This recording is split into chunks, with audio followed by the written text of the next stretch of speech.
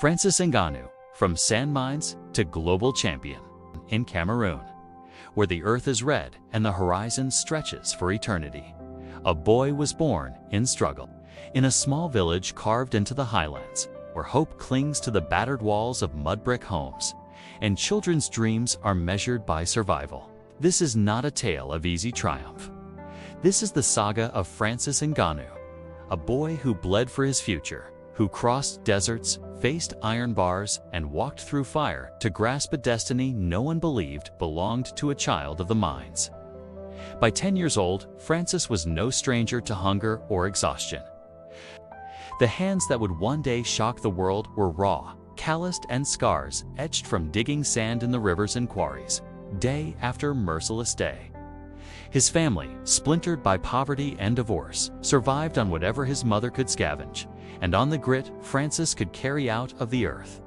When other children went to school or played football, Francis waded into chest-high water, feeling the pull of mud and the drift of dreams lost under the African sun. There were moments, standing waist-deep, sinking with every shovel load, where he vowed, "I will not be like them. I will not die here." This vow was not hope, it was defiance, a flicker. I hated the sand mines.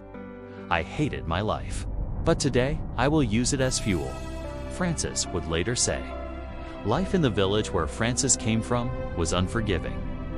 The lure of gangs, the intoxicating promise of money, brotherhood, and escape, hovered over every street corner. With his father's reputation as a street fighter haunting him, Francis stood at a crossroads almost every day. Gangs invited him in, but the price was his soul, and maybe his life. The world pressed in with poverty, violence, and whispers. "You are nothing. Give in." He resisted, carrying inside him an obsession. Boxing, the art of the ring. Inspired by faint radio crackles telling of Mike Tyson and mythic warriors. But even that dream was forbidden fruit, too extravagant for one so poor, so invisible. Francis's greatest act of rebellion was not to fight back, but to dream bigger. At 26, Francis stood at the razor's edge. With little more than borrowed money, a plastic bag of food, and a battered will, he left Cameroon behind. First, a quick crossing into Nigeria, where the border, for once, was mercifully open. But Nigeria was only the prologue. Ahead waited a gauntlet of borders, bribes, betrayals, and deserts. Each stage more harrowing than the last. To enter Niger, a visa became a cruel myth. The police, faceless in their hunger, lined every checkpoint, are not to protect, but to prey. Francis would wrap his money in paper and swallow it, body trembling with fear. So corrupt guards couldn't rob what little he carried. This was the migrant trail, the river of shadows that claimed as many lives as it delivered. For Francis, every step toward Europe was a step through hell. The crossing from Niger to Algeria. 25 souls crushed in the back of a single pickup, racing across the Sahara under a sky that cared nothing for hope. Temperatures soared past 65 degrees Celsius. The water was rationed, and every man, woman, and child lived with simple math. If the truck failed, death would come not as violence, but as silence. Forgotten, and bones will be lost beneath shifting sand. Some did not survive. Francis drank whatever he could find, even water fouled by the bodies of dead animals, just to reach the other side. The Sahara does not forgive. It carves its lessons in the flesh, and only the hardest emerge. There was no glory on that route, only raw, naked will. For every mile conquered, Francis left a part of himself in the dunes. Algeria was not a sanctuary. It was another maze, a place of shifting identities and cold suspicion.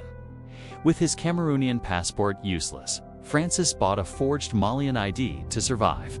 Each interaction with officials was a roll of the dice. A wrong accent, a flicker of doubt, and everything he had suffered would unravel. In Morocco, hope faded into nightmare.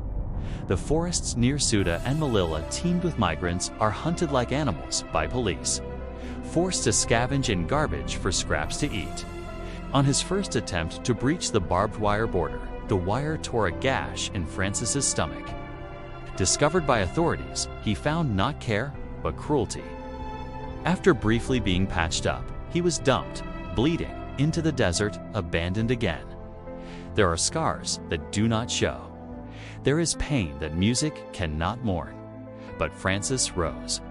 As he said later, the route to get to Europe was hell. It was hell on earth. The more you go, the more it tested your limits. But the worst was crossing the sea. You don't have anything. It's the ultimate risk. But going back is not an option. Determined, he tried again. Across the water, through fences, evading helicopters and infrared sensors. Wrapped in silver foil to hide from the eyes in the sky, he crossed into Spain, praying for mercy from the Red Cross. He found it, but only for a moment. April 3rd, exactly 1 year since leaving Cameroon. Francis was in Spain, but not truly free. He was thrown into a detention center, nothing less a prison by any other name, where the silence was not peace, but psychological warfare. Days blurred into weeks. The endless waiting felt designed to break him. At times, he wondered if madness would be more merciful. Some men will never experience to walk out.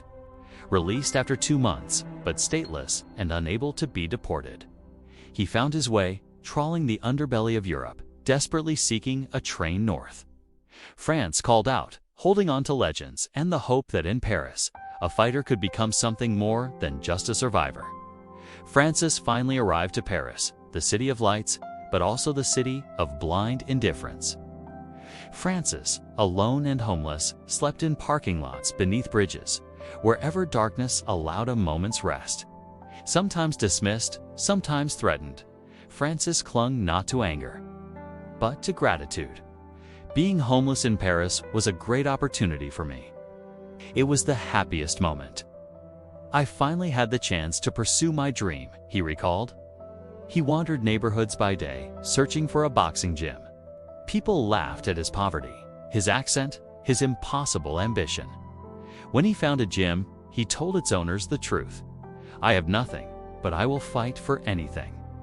They saw the hunger in his eyes. In Paris MMA Factory, head coach Fernand Lopez spotted something special, a pure talent, sure, but also a fierce discipline that came from hard-earned struggles. He let Francis sleep in the gym, lent him gear, and taught him not just how to throw fists, but how to channel every trauma, every heartbreak, every humiliation into precision. In only a few months, Francis made his professional debut. The journey accelerated.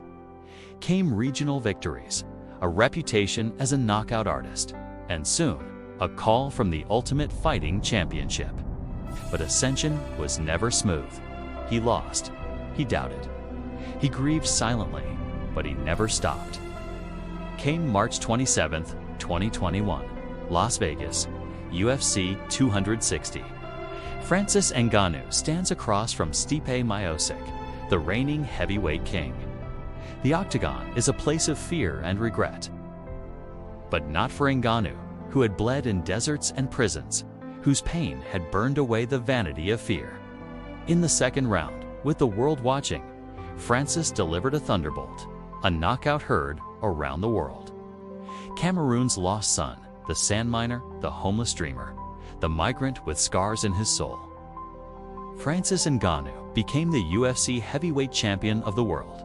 Commentators gasped. This is one of the most astonishing journeys ever witnessed in sports. He knelt on the mat, tears mixing with sweat, surrounded by the deafening cheer of thousands. And also the silent prayers of those who had never dared to believe. Francis's legacy was never just the belt or the record for the world's hardest punch. It is humility and return. He built homes for his family. He started a foundation to fight poverty and offer hope to Cameroon's forgotten children. To this day, he returns to Cameroon, training youth in the very sandpits that shaped him, teaching them that destiny is not inherited, it is seized. Yet even a champion faces tragedy. In 2023, Francis lost his 15-month-old son, Kobe, a wound deeper than anything the world could inflict. He was candid about his grief, his doubt, his struggle to reconcile strength with sorrow. But in doing so, he became a beacon for millions carrying invisible scars. He really showed us that even giants have their own struggles and feelings, like any other human too. Then, following his dream, he ventured into boxing, facing the likes of Tyson Fury and Anthony Joshua. After each battle, win or lose, he stood again. A monument not of invincibility, but of unconquerable resolve. From the deepest pit to the brightest stage, from deserted roads to thundering arenas, Francis Ngannou is proof that the human spirit is greater than chains, borders, and even fate itself. If you've ever been told you can't and that your pain defines you, hear this. You are not broken. You are becoming. Subscribe for more stories that shatter expectations. Leave a comment. What would you risk for your dream? Share this video to remind the world. The road is long, but legends rise from the dust. Are you ready for an interesting Francis Ngannou trivia? Before the fame, before the knockouts, Francis Ngannou was just a kid in Cameroon, watching pirated Mike Tyson tapes on a tiny TV powered by none other than a car battery. No gym, no coach, just raw hunger and a dream too big for his village to hold. If you're ready to unleash your greatness, hit that like button, join the family, and never ever let anyone take your dream out of you.